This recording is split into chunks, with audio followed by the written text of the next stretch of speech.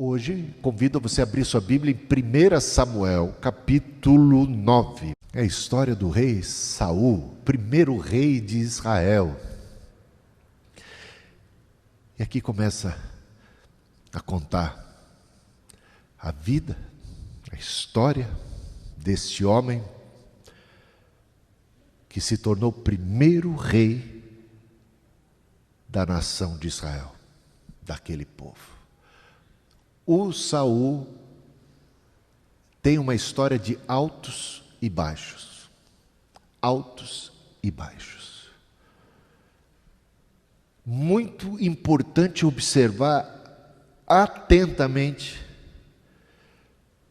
o que é que levou Saul aos pontos mais elevados de sua vida e o que é que foi que levou Saul a decadência, a derrocada, a falência espiritual, a destruição.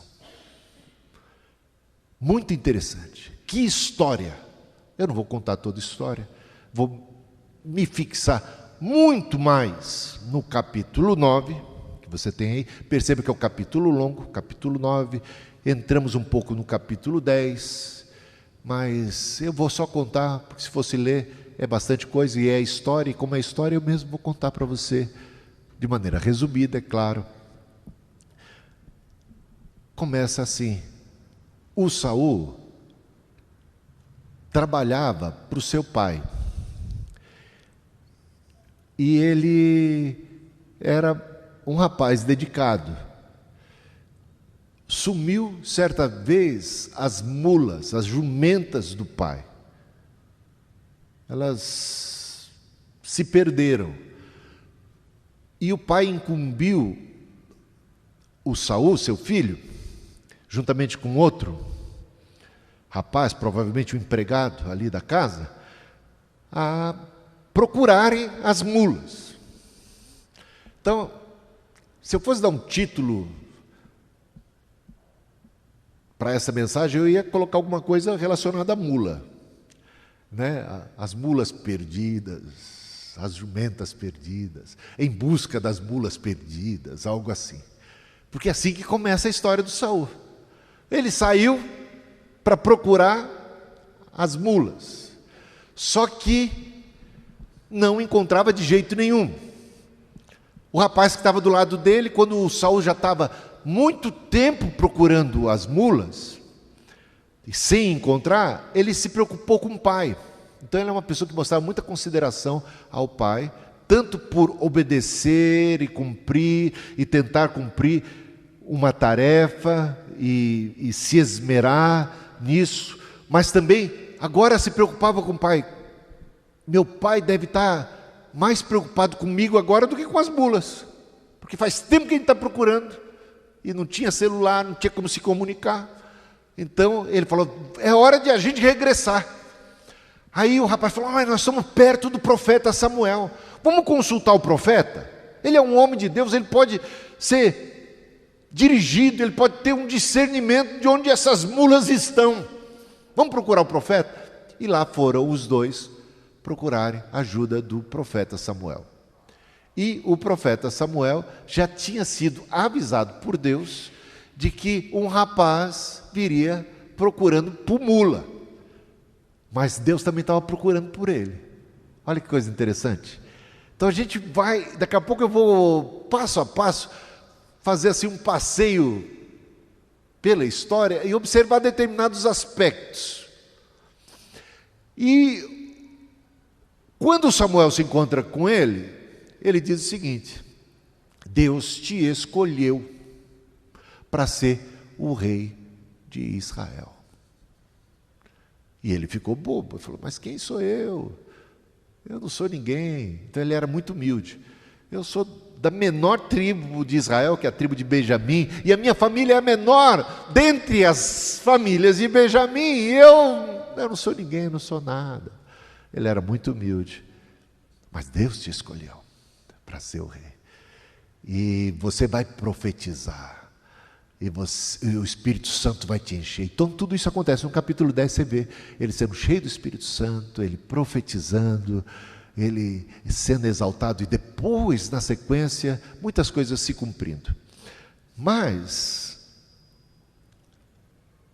ele ainda diz o seguinte: as mulas, as jumentas já foram encontradas. Pode voltar para casa tranquilo.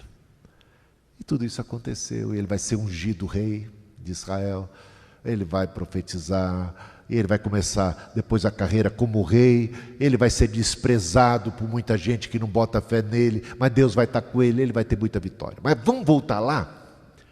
Primeira coisa que a gente observa: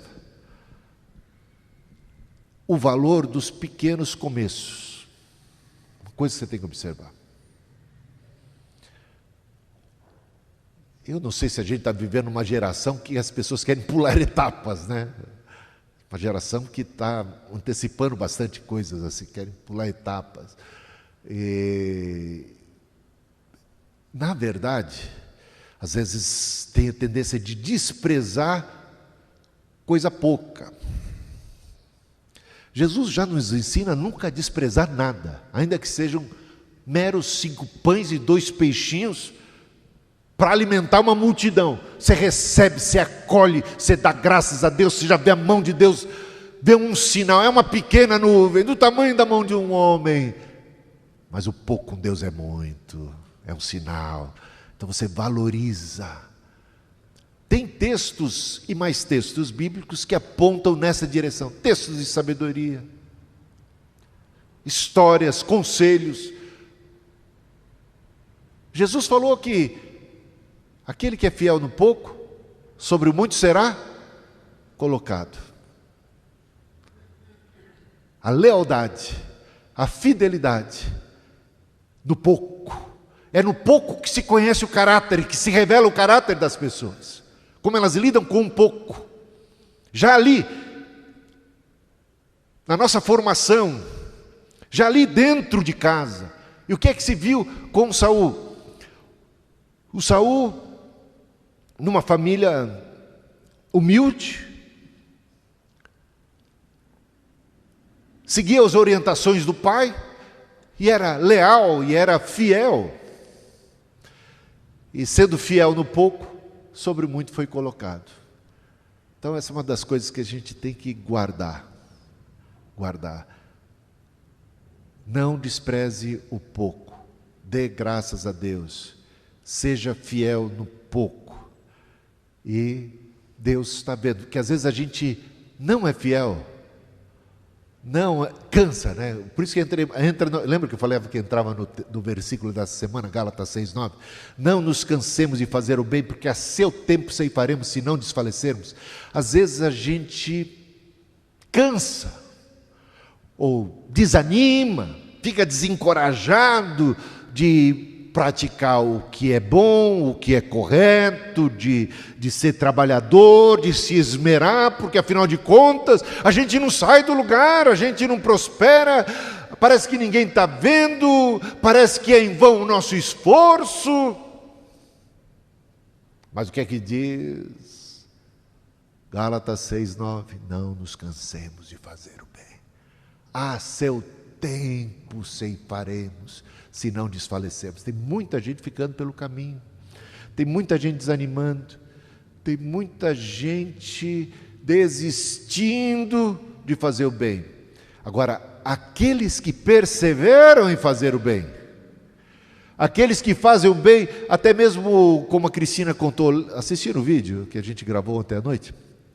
Cristina conta ali, de uma pessoa que era crente, e que fazia o bem no ambiente de trabalho para pessoas que simplesmente viviam atacando pedra nela. Mas ela insistia e persistia em fazer o bem, até que uma dessas que atacavam pedra, até incomodada demais com a atitude de bondade da outra parte, falou: mas o que está acontecendo? Todo mundo ataca pedra, inclusive eu e você e tal, e você sempre reagindo com bondade, você não pagando mal com mal, você pagando mal com bem. Como é que é isso? E aí ele explicou: eu sou cristão, essa é a minha natureza, fazer o bem, eu não sei fazer o mal, eu não vou pagar o mal com o mal, porque isso não faz parte da minha natureza. E esse testemunho foi tão eloquente para aquela outra pessoa que ela veio a se converter, dado o testemunho. Então, às vezes a gente pensa que não vale a pena, às vezes a gente pensa que ninguém está vendo, mas Deus está vendo. Isso já deveria ser o suficiente. Sede firmes e constantes, sempre abundantes na obra do Senhor, porque no Senhor o trabalho de vocês não é em vão. A gente diz, Paulo, já entrando lá em Efésios, né, que até o servo ou o empregado deveria ser zeloso no trabalho quando o patrão não estivesse observando. Não é isso que diz a Bíblia? Quando o patrão não estiver observando, continue fazendo o seu melhor, porque tem alguém lá em cima observando, né? Porque assim a gente honra o nome de Deus. Gente, quanta coisa simples. E o que a gente vê, esse moço está obedecendo o pai, ele está cumprindo a função, ele está fazendo o seu melhor, agora ele está preocupado com o coração do pai. É uma pessoa que não foi escolhida assim, do nada, à toa. E era humilde, até para ficar espantado diante da escolha, falar assim: quem eu? É você. Ele olha para trás, não, deve ser outra pessoa, não é possível. A humildade, outro sinal. Uma outra coisa que a gente aprende aí, é que quantas não são as vezes em que nós encontramos Deus, ou somos encontrados por Deus, quando nós procuramos a Deus por causa das mulas, por causa das jumentas. Normalmente, procuramos a Deus por causa de jumentas. Se é que você me entende. Não procuramos a Deus porque amamos a Deus. Normalmente o ser humano, o primeiro encontro que ele tem com Deus é por causa de jumenta. É por causa de mula. É mula que está levando ele a Deus. Ele ia passar batido. Ele não quer necessariamente se encontrar com Deus. Ele quer as mulas. E de repente Deus pode ajudá-lo a encontrar as mulas. Portanto, eu busco a Deus por causa das mulas. Meu foco são as mulas. E quantas não são as ocasiões em que, em buscando mulas, achamos que são as mulas que estão perdidas.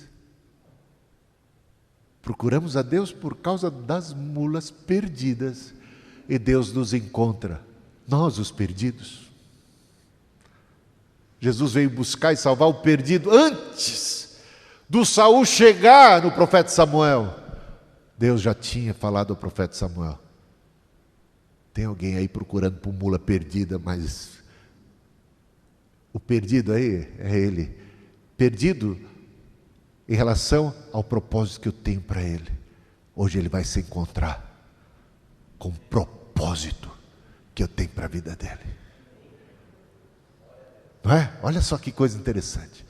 Porque às vezes a gente fala: mas o Saul não estava perdido, era um bom moço, era um bom filho, era trabalhador. Nesse sentido ele não estava perdido. Mas ele estava perdido em relação à boa, perfeita e agradável vontade de Deus para a vida dele.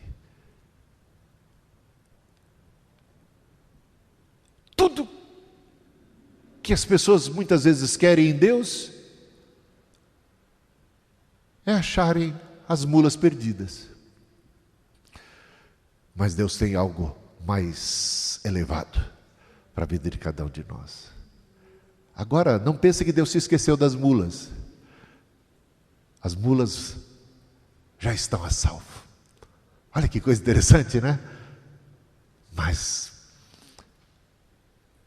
um perdido foi encontrado, colocado no prumo. Procurou mula, encontrou o reino. Encontrou Deus, encontrou o reino. Encontrou o Espírito.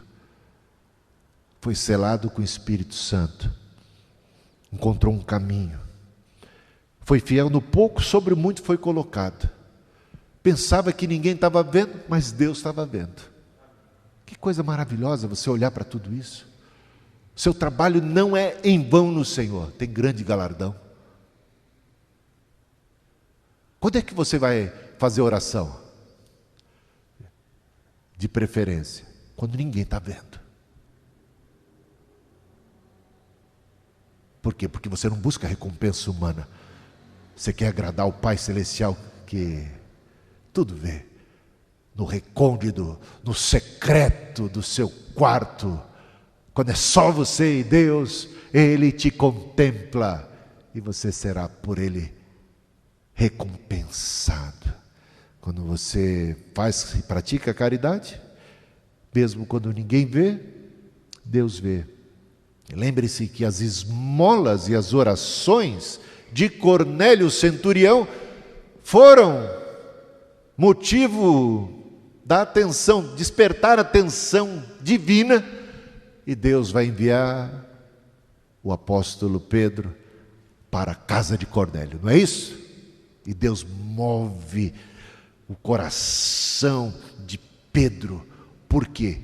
Porque as esmolas, a generosidade e as orações de alguém que, apesar de tudo isso, ainda estava perdido, não estava no centro da vontade de Deus, não tinha a clareza, não tinha toda a luz, mas era fiel no pouco, na pouca luz recebida, havia correspondência sobre muita luz.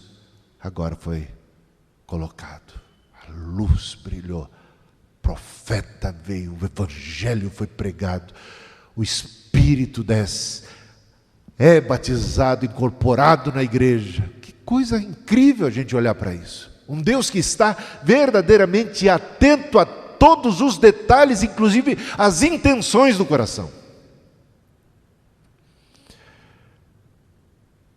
Você sabe que os pastores têm uma tentação muito grande por conta do perfil do público, de se especializarem em achar mula. Quanto mais especialista ele for em achar mula, mais sucesso ele vai ter. Ah, se as especialidades dos pastores fossem realmente achar mula, eles iam lavar a égua, digamos assim. Está entendendo? Ah, meus irmãos, como as pessoas querem encontrar mula em Deus. Deus para encontrar mula. Mas Deus tem algo muito mais nobre para a gente. O problema não é buscar coisas materiais. Tem um lugar para buscar mula. Tem um lugar para buscar bens materiais, coisas materiais. Mas se o nosso coração estiver nas mulas, a gente vai fazer que nem aqueles 9 leprosos que foram curados. Certa vez Jesus curou 10 leprosos, de uma única vez, uma tacada só, 10 foram curados. Só um voltou para agradecer. Só um voltou para o Senhor. Os 9 outros já tinham encontrado no Senhor tudo que desejavam. Já tinham encontrado as mulas, já tinham encontrado o benefício temporal. E estavam mais que satisfeitos e simplesmente viraram as costas para Deus, porque eles não queriam Deus. Agora, quando a gente encontra em Deus as mulas, a gente deveria cair a ficha para o ser humano. Calma aí, esse que salvou as minhas mulas, esse que se revelou através desse milagre, ele revela algo de si mesmo. Quem é este? Quem é este? E aí o nosso coração deveria se voltar para o doador da bênção. Agora, o problema é a idolatria, o materialismo. Quando nós estamos apegados à terra, ao que é temporal, amando o mundo e as coisas que há no mundo e buscando a Deus como um meio de se dar bem nesse mundo, de constituir uma história bem-sucedida em termos da vida aqui presente e nos contentando com isso, isso é idolatria. Isso é colocar o coração em outro lugar. E aonde está o nosso coração? Onde estão os nossos olhos? Mais ou menos como a mulher de Ló, que recebe a salvação, a visitação dos anjos, mas de repente o seu apego a Sodoma e Gomorra fez com que ela tivesse o destino de Sodoma e Gomorra. A olhar para trás significa um apego àquilo e um desprezo ao Salvador, à salvação, é o que Deus tem. Então a gente tem que analisar e avaliar.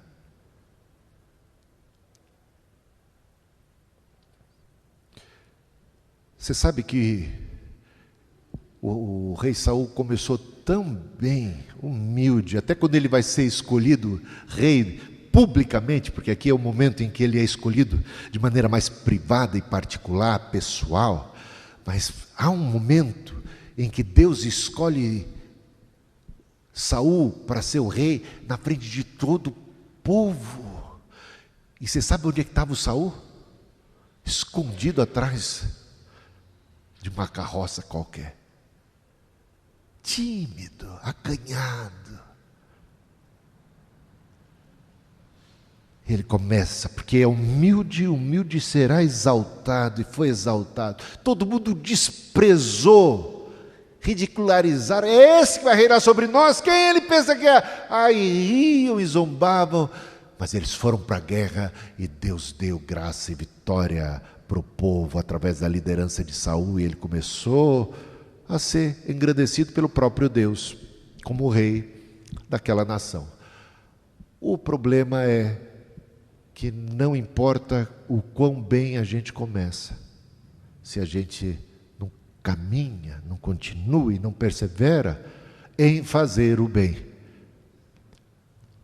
Não se canse de fazer o bem, que a seu tempo ceifaremos, se não desfalecemos. Se você deixar de fazer o bem, você começou humilde. Sabe como é que começa a ser as atitudes de Saul a partir de determinado momento? Que agora ele é o tal, é muita vitória, e agora ele está badalado, agora ele está firmado, fincado no reino.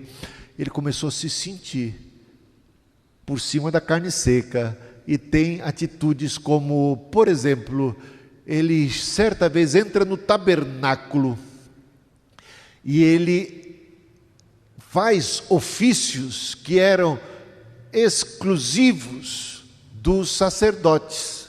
Metida besta ele ficou.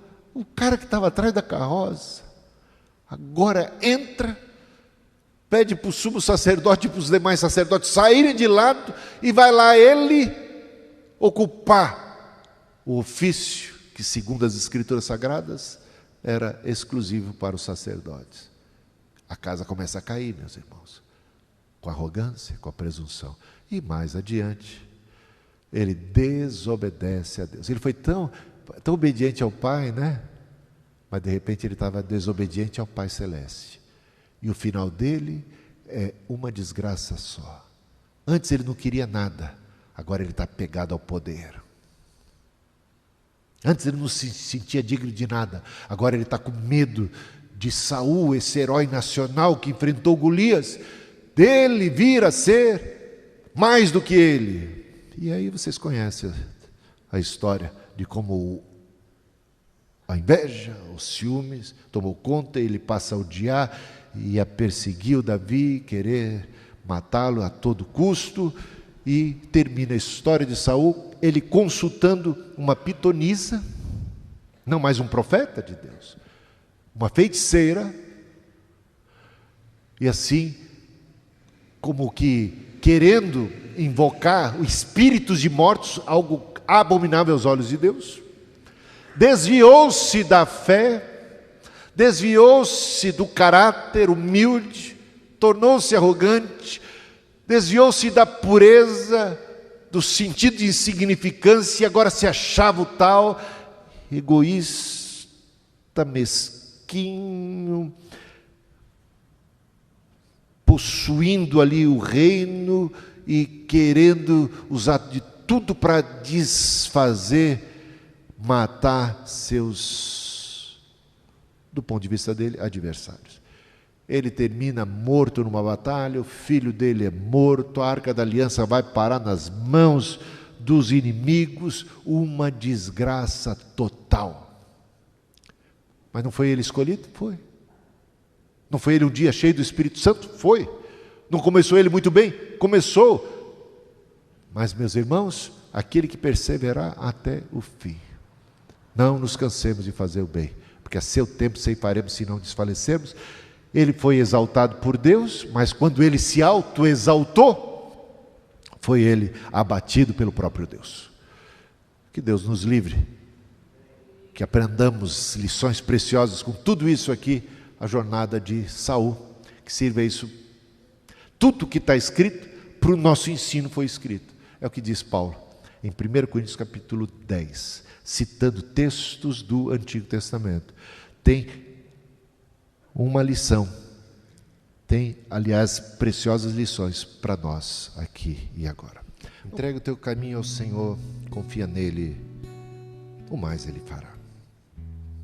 Às vezes a gente só está preocupado com o mais, ansioso por causa das mulas, por causa da vida aqui presente, do que vamos comer, beber, o que vai ser o futuro.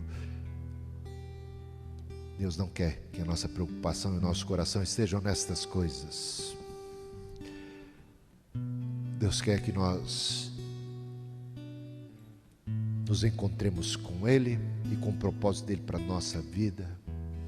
Os pensamentos de Deus são tão mais elevados do que os nossos, tão mais elevados. A gente está procurando mula, jumento, está procurando bens materiais, quando o Senhor está à procura de nós para nos dar aquilo que vai muito além do que pedimos, imaginamos.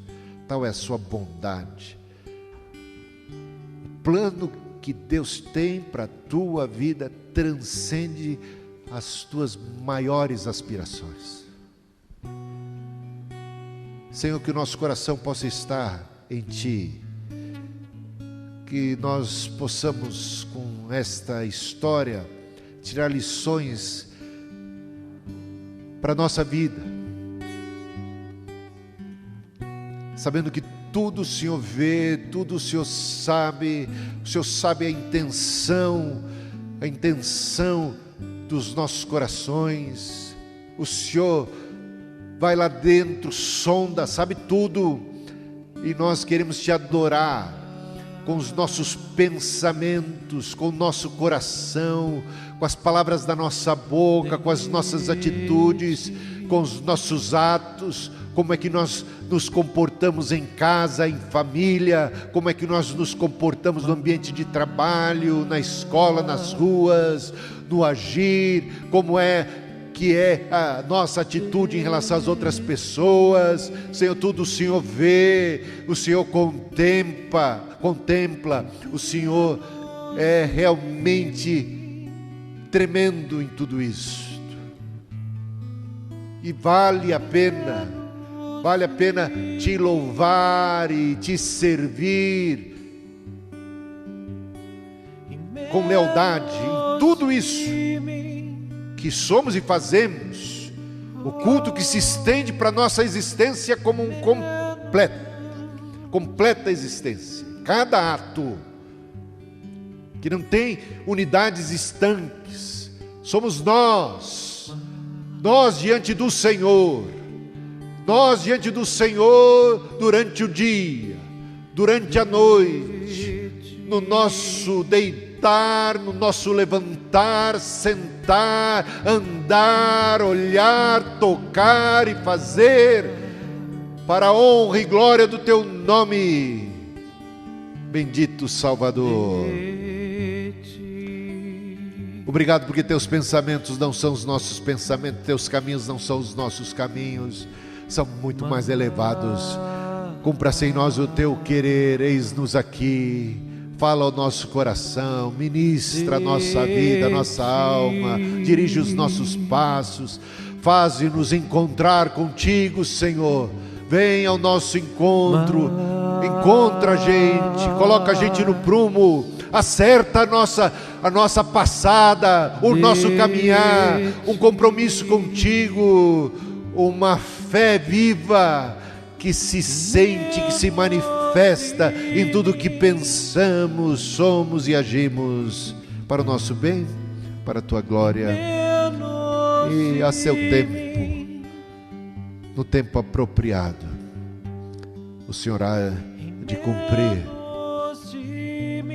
teu propósito, de se manifestar. A porta que o Senhor abre, ninguém fecha. Quando o Senhor levanta, não tem ninguém para bater. Quando o Senhor se manifesta, sai da frente. Que coisa boa poder confiar no teu poder, único e soberano Deus, a quem nos entregamos a nossa vida, nosso ser, o nosso agir. Abençoa-nos aqui, em nome de Jesus. Amém.